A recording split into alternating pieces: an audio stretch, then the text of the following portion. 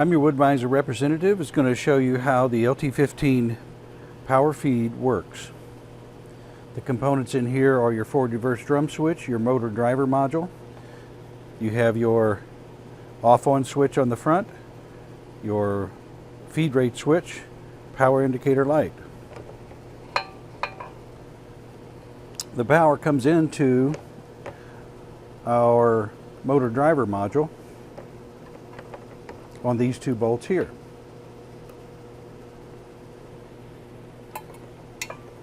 Once the switch is turned on, we can see that we have power here. The drum switch is also powered on this finger here, and when you put it into forward, it connects to this finger and this one. The top left finger is the positive wire going to the motor. The negative wire of the motor is attached to this finger.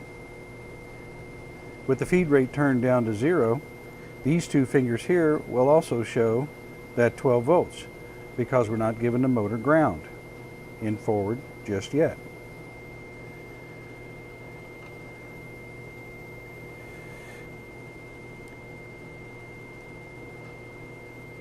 The wire coming off the top left finger is coming into the circuit board to power up the circuitry for the control voltage of the motor driver module. You can see how the lights are lit up here. Power, and this is your 3 volts, 3.5 volts going to your speed switch. And as we turn up the speed switch, we can see the pot light get brighter and dimmer, regulating the speed.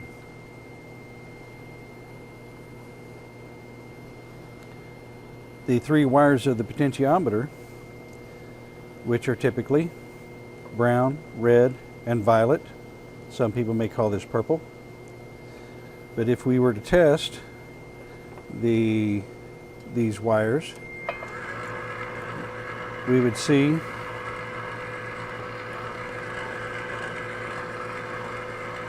that the brown wire is approximately a 1 volt input.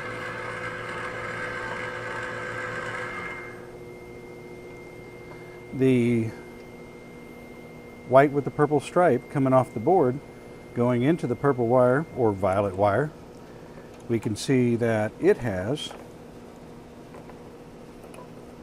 or should have, approximately 3.5 volts.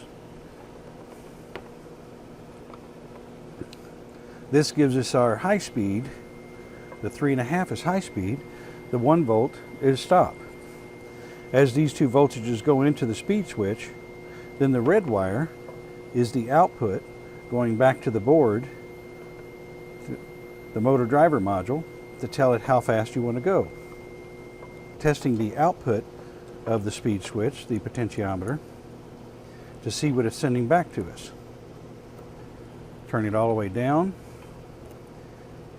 and we're really close to 1 volt. We turn it all the way up. All the way up.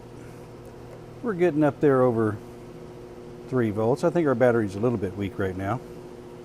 So as we measure the output from the potentiometer back to the circuit board, the motor driver module, we can see that as we turn the speed switch up and down, we can see the change of voltage. These speed switches will gradually, over time, get bad spots in them, and as you're turning it, you would see the power go away at a certain spot. This would indicate a bad potentiometer, need to be replaced. With the circuitry all hooked up here,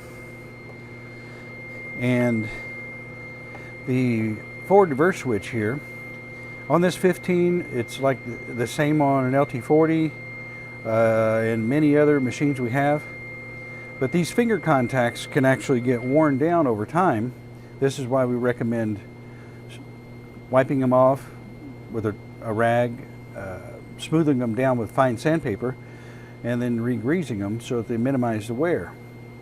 But as these contacts wear down, it can get to where you don't have a connection when you go into forward. So this is why we would want to follow the pathway of voltage from the bottom left to the top center And with the speed turned down, we should have 12 volts here and here until we turn up the speed, and then we can see the voltage drop.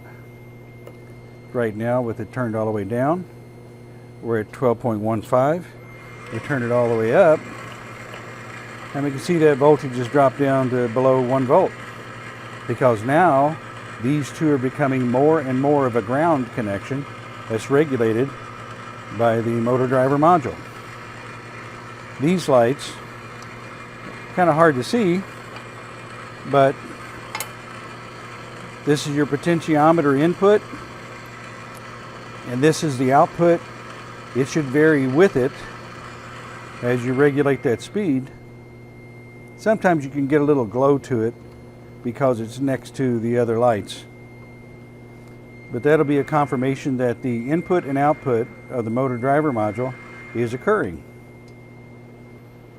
This test of the feed is going to be using a 12 volt test light. If you don't have a voltmeter, you can also find out if your circuit is working properly by testing from the positive stud on the motor driver module to the grounding finger on the drum switch for forward, and you can see the light vary in brightness.